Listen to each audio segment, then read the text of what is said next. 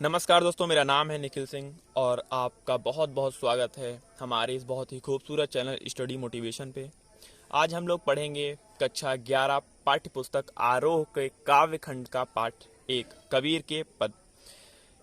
कबीर के पद पढ़ने से पहले चलिए हम लोग कुछ कबीरदास जी के बारे में जान लेते हैं। कबीरदास जी भक्ति काल के ज्ञान मार्गी शाखा के कवि थे। इनका जन्म 1398 ईस्वी में उत्तर प्रदेश में काशी के पास लहरतारा नामक स्थान पर माना जाता है।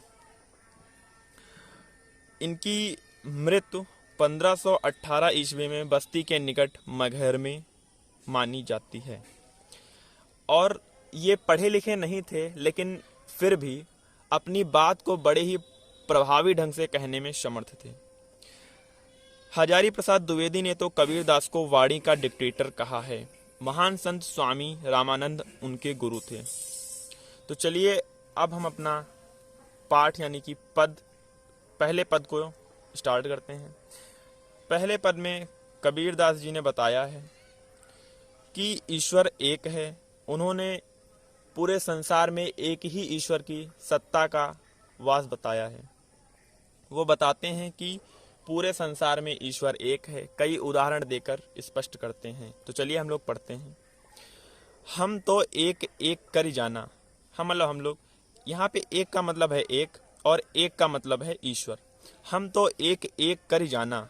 हम तो ईश्वर को एक ही जानते हैं या हम तो ईश्वर को एक ही मानते हैं। कबीरदास जी बताते हैं कि हम तो ईश्वर को एक ही मानते हैं या एक ही जानते हैं। दोई कहे तिन्ही को दो जग जिन नाहिन पहचाना।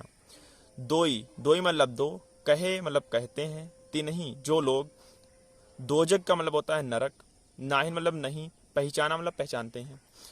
दोई कहे तिन्ही को दो जग जिन नाहिन पहचाना। जो लोग ईश्वर को एक नहीं मानते हैं, ईश्वर को दो मानते हैं, वो लोग नरक के हकदार या फिर नरक के वासी हैं। एकई पवन एक ही पानी एकई ज्योति समाना। एकई पवन, अब कबीरदास जी उदाहरण देकर स्पष्ट करते हैं। एकई पवन, एक ही, पूरे संसार में, पूरे विश्व में, पूरे ब्रह्मांड में एक ही पवन यानी कि एक ही हवा बहती है, एक ही पानी, और सब लोग एक ही पानी को पीते हैं।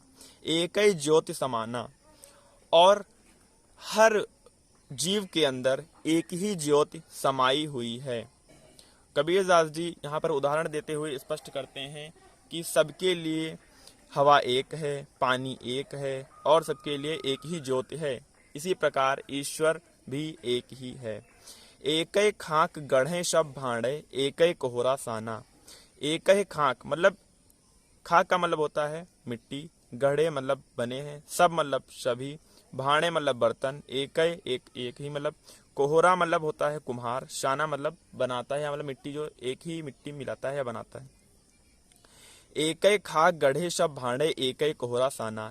एक ही मिट्टी से सभी, कुम्हार जो है एक ही मिट्टी को सानता है और वह उसी मिट्टी से कई तरह के बर्तन बनाता है। मतलब वह जो मिट्टी होती है, मिट्टी तो एक ही है, वह बर्तन चाहे जैसे बना दे। मतलब बर्तनों का स्वरूप तो अलग अलग हो सकता है, लेकिन मिट्टी एक ही रहती है। यहाँ पर उपमा अलंकार का प्रयोग हुआ है और कुम्हार की तुलना की गई है ईश्वर से। ईश्वर जो है वह भी, जो हमारा शरीर है वो पंच तत्व से बना है। वो बताना, कबीरदास जी बताना चाहते हैं कि जो ईश्वर है, हमारा शरीर जो है पंच तत्व से बना है और ईश्वर ने हम सबको बनाया है। हम लोगों का भले ही स्वरूप अलग है, लेकिन हम सब में एक ही आत्मा विराजमान है। जैसे बाढ़ी काष्ठ ही काटे अग्नि न काटे कोई। कबीरदास जी कहते हैं जिस प्रकार बाढ़ी मतलब होता है बढ़ाई, काष्ठ मतलब लकड़ी, ही काटे सिर्फ लकड़ी को ही काट पाता है, अग्नि न काटे कोई, उसके अंदर व्याप्त अग्नि को नहीं काट पाता। जैसे कबीरदास जी बताते हैं कि जिस प्रकार एक लकड़ी में निहित आग को बढ़ई नहीं काट पाता, बढ़ई किसे काटता है, सिर्फ लकड़ी को ही काट पाता है, उसके अंदर व्याप्त, उसके अंदर निहित जो अग्नि है उसे नहीं काट पाता है।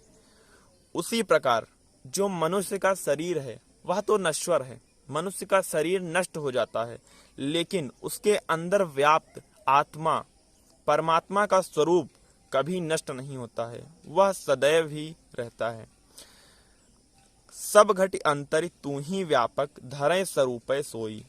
सब घट का मतलब है, यहाँ पर घट का मतलब हृदय भी होता है और घट का मतलब शरीर भी होता है। अंतर मतलब अंदर, तू ही मतलब ईश्वर ही, व्यापक मतलब व्याप्त है, धरे स्वरूपे, स्वरूपे मतलब स्वरूप, सोई मतलब चाहे जैसा स्वरूप हो। सब घट अंतरि तू ही व्यापक, धरे स्वरूपे सोई। हर घट, हर हृदय के अंदर, हर शरीर के अंदर तू ही, तेरा ही वास है, मतलब ईश्वर का ही वास है, चाहे वह जैसा स्वरूप क्यों ना हो। हर जीव के अंदर एक ही परमात्मा का स्वरूप व्याप्त है। माया देख के जगत लुभाना, काहे रे नर गरबाना। माया मतलब सांसारिक मोह माया, या सांसारिक मोह माया देख के जगत लुभाना, काहे रे नर गरबाना। कबीरदास जी कहते हैं, सांसारिक मोह माया में फंसकर जो लोग बड़ा ही अपने आप पर गर्व कर रहे हैं, सांसारिक मोह माया में फंसकर अपने आप पर लोग गर्व कर रहे हैं, मतलब कि इस संसार की मोह माया के जाल में फंसकर वो लोग अपने आप पर क्यों गर्व कर रहे हैं। निर्भय भया कछु नहीं व्यापाय, कहाँ कबीर दीवाना। कबीरदास जी अपने आप को दीवाना कहते हुए कहते हैं कि जो लोग निर्भय हैं, मतलब यहाँ पे अर्थ यह है कि कबीरदास जी अपने आप को दीवाना कहते हैं क्योंकि वो ईश्वर की भक्ति में इस कदर लीन हो गए हैं कि उन्हें अब दूसरी किसी भी चीज से कोई मतलब नहीं है, सांसारिक मोह माया से उन्हें अब कोई मतलब नहीं है। वो ईश्वर के भक्ति में इस प्रकार लीन हो गए हैं। वो कहते हैं, मैं इस कदर लीन हो गया हूँ कि मुझे अब किसी भी चीज से कोई फर्क नहीं पड़ता है। यही कहना चाहते हैं कि जो लोग ईश्वर में आस्था रखते हैं या ईश्वर की भक्ति में लीन हो गए हैं, उन्हें अब कोई भी फर्क किसी चीज से नहीं पड़ता है।